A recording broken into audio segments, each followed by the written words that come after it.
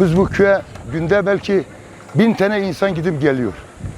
Sabah geliyoruz, toprak atıyoruz, kürekten, kazmadan taş toprak atıyoruz.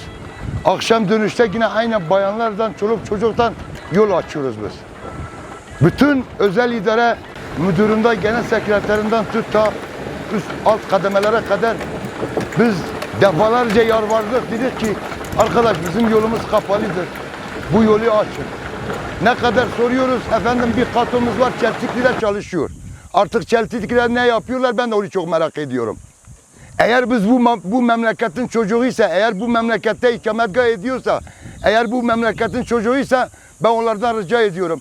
Bir an evvel vatandaşın derdine bir derman bulsunlar, vatandaş bu kadar keder, çile çekmesin.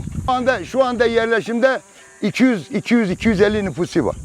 Her sene geliyoruz, tarlamızı sürüyoruz, sebzemizi ekiyoruz, yani köyün şeyleri, bütün şeyleri yapıyoruz ama kimse bizi dinlemiyor. Bir yolumuz kapanmış, ilk bardan beri diyoruz yolu açın, kimse demiyor ya bu nedir? Defalarca kepçe göndermiş, kepçe geliyor, taşı kaldırıyor, o şekil bırakıyor. Yarın öbür gün bak bu dağ heyelandır, bu dağ sökülmüş gelmiş, bir arabayı dereye koyacak, 3-5 tane insan ölecek, ondan sonra eyvah yukarı İşmeli köyde bu oldu.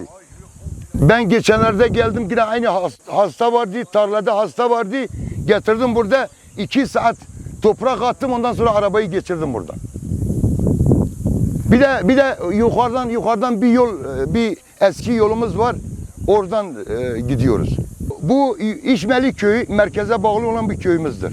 Bu köy şu anda Van'dan tut da Bitlis'e kadar bütün devletin kurumlarında git, bu yol 4 defa şimdiye kadar asfalt olmuş ama maalesef asfalt yok. Parası alınmış, asfalt yok. Sadece biz Sayın Valimizden, Mülkiye Amirimizden bir ricada bulunuyoruz.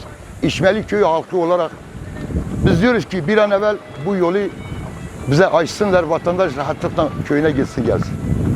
Bir taş geliyor üzerimde, 3-4 sefer de öyle gelmiş. Arkadaşlar kıl payından kurtulmuştur. Tehlike arz ediyor. Bunlar ne bekliyorlar bilmiyorum. Geçen gün biz özel idareye gittik. Bunun için ben gelen sekretere ulaşamadım. Gelen sekreter yardımcısına gittim. Gelen sekreter yardımcısı bizim katomuz Çeltikli'de kanalmanları açıyor. Benle kendisine hayırlı olsun dedim.